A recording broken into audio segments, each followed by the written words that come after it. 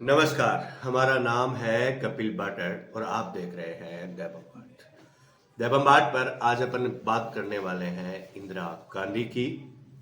आज अपन बात करने वाले हैं कच्छ दीव द्वीप की। पिछले कई दिनों से कच्छ दीव द्वीप चर्चाओं में है। इसके बारे में आपने सुना होगा।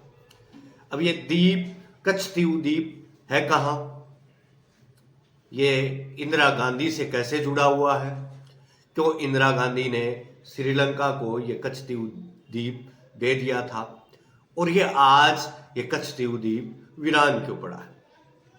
बात करते हैं।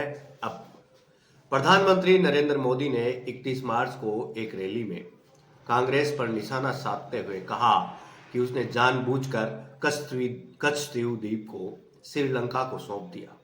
प्रधानमंत्री ने कहा कि जिस तरीके से नए तथ्य सामने आए हैं उससे पता लगता है कि कांग्रेस की सरकार ने जानबूझकर कच्छ द्वीप छोड़ दिया। इससे हर भारतीय गुस्से में। तो क्या कच्छ द्वीप यह आइलैंड कहाँ है, क्या है इसकी पूरी कहानी, क्या है क्यों इंदिरा गांधी ने इसे श्रीलंका को दे दिया, समझते हैं इस एक्सप्लेनेशन वीडियो में। कच्छ द्वीप कहाँ है? कच्छ द्वीप, कच्छ द्वीप भारत में के रामेश्वरम से श्रीलंका के बीच एक छोटा सा द्वीप है। रामेश्वरम से इसकी दूरी 12 मील है, तो श्रीलंका के जाफना से 10.5 मील कच्छ द्वीप की दूरी है। कच्छ द्वीप का कुल क्षेत्रफल करीब 285 एकड़ है। इस द्वीप की लंबाई 1.6 किलोमीटर है तो चौड़ाई 300 मीटर है।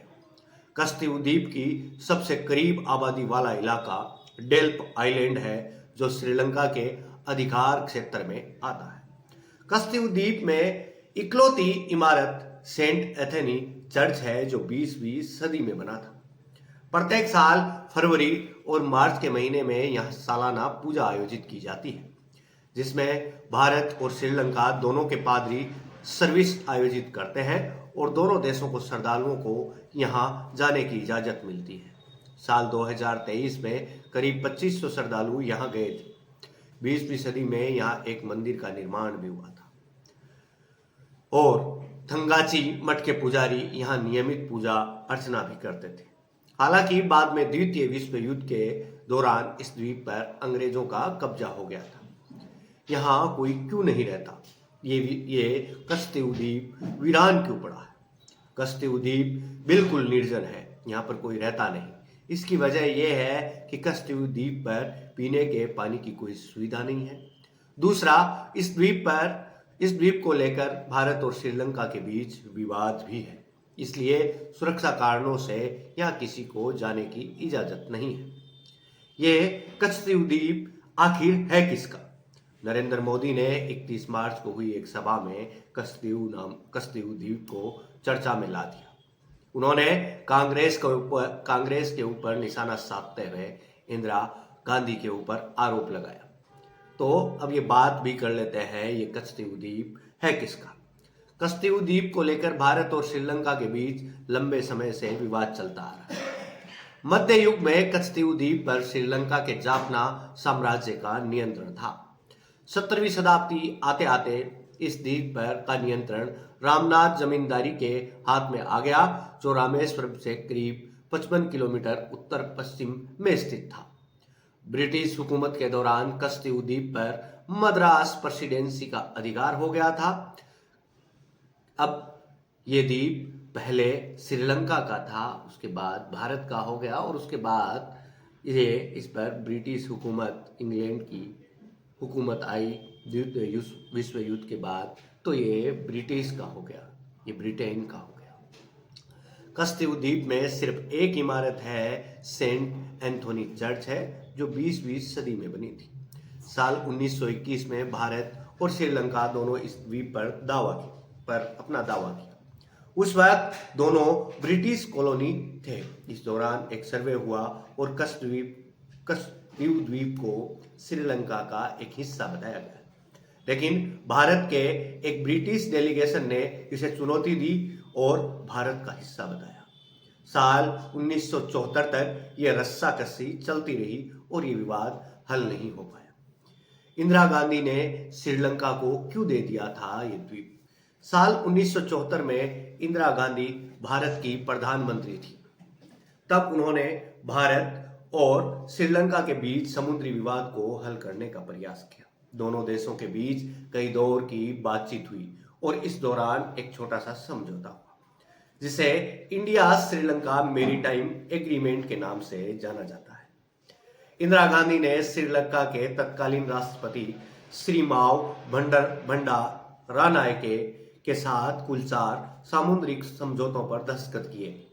इन्हीं समझौतों में से एक था कच्छतीव द्वीप को श्रीलंका को दे देना। उस वक्त इंदिरा गांधी ने कहा कि कच्छतीव द्वीप कोई सामरिक महत्व नहीं है। इस द्वीप को श्रीलंका को सौंप देने से भारत और उसके दक्षिणी पड़ोसी के बीच रिश्ते और मजबूत होंगे। उस वक्त जो समझौता हुआ उसमें कच्छतीव द्वीप श्रीलंका को सौंपने के बावजूद यह तय हुआ कि भारतीय मछुआरों को इस द्वीप तक जाने की इजाजत मिलेगी। एक तरीके से इप्सिस समझौते में मछली मारने के विवाद का कोई हल नहीं हुआ। इसके बाद कई मौकों पर श्रीलंका प्रशासन ने भारतीय मछुआरों को वहां जाने पर पकड़ लिया। साल 1974 में जिस वक्त देश में इमरजेंसी थी, उस वक्त इंदिरा गांधी सरकार ने श्रीलंका से एक और समझौता किया। इस समझौते के तहत दोनों देशों के मछुआरों को इस द्वीप के आसपास जाने से रोक दिया। अब दोनों ही देशों का इस द्वीप पर कोई आना जाना नहीं। तमिलनाडु सरकार से पूछा तक नहीं था। इंदिरा गांधी की सरकार ने जब कच्छतीव द्वीप को श्रीलंका को सौंपने का फैसला किया तो तमिलनाडु सरकार से कोई सलाह नहीं ली थी। हालांकि एक पक्ष दावा करता है कि करुणानिधि से इस बारे में राय मशवरा किया गया था। उस वक्त इंदिरा गांधी के फैसले के खिलाफ तमिलनाडु में खूब प्रदर्शन हुआ।